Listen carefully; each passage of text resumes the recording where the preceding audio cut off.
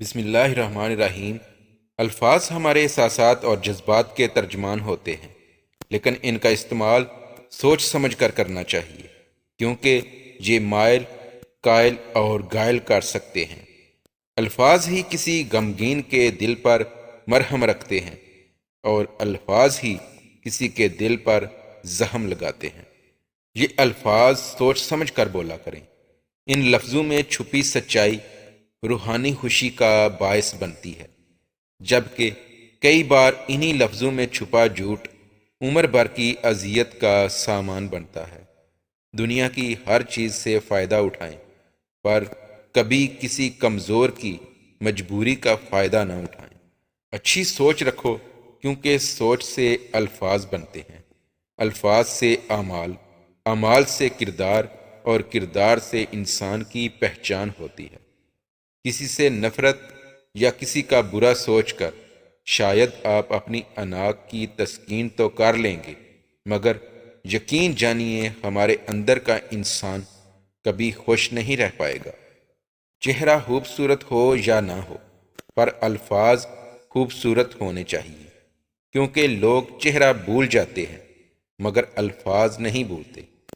زندگی تب خوبصورت لگتی ہے جب کسی کے چہرے پر مسکراہٹ ہو اور وجہ آپ ہوں۔ مرد کی خوبصورتی اس کی شکل میں نہیں، اس کے الفاظ میں ہوتی ہے۔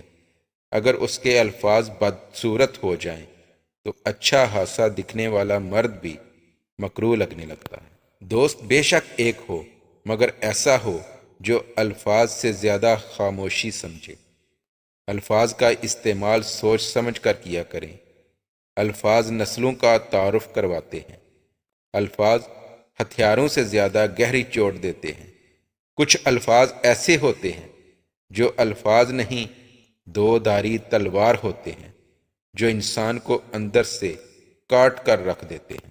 کچھ الفاظ محض الفاظ نہیں ہوتے، وہ کیفیات ہوتی ہیں جو تب ہی سمجھ میں آتے ہیں جب خود آپ پر گزرتی ہے۔ وقت کتنا بھی برا ہو گزر ہی جاتا ہے، لیکن رویے، لہجے اور الفاظ ہمیشہ یاد رہتے ہیں۔ الفاظ ہی سب کچھ ہوتے ہیں، سوچ سمجھ کر بولا کرو۔ یہ دل جیت بھی لیتے ہیں اور دل چیر بھی دیتے ہیں۔ کہتے ہیں کہ صرف ہاتھ سے نہیں، الفاظ بھی سہارا بنتے ہیں۔ جہاں ہاتھ نہ پہنچ سکے وہاں الفاظ سے تھام لیا کریں۔ لہجے اور الفاظ کی خوبصورتی وہ خصوصیات ہیں جو آپ کو اندیکھے شخص کا دیوانہ بنا دیتی ہیں۔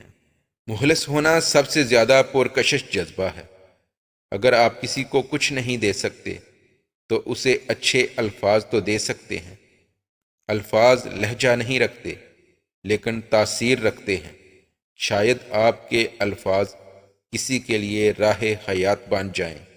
یقین جانیے وہ لوگ خوش نصیب ہوتے ہیں جو لوگوں کی دعا میں شامل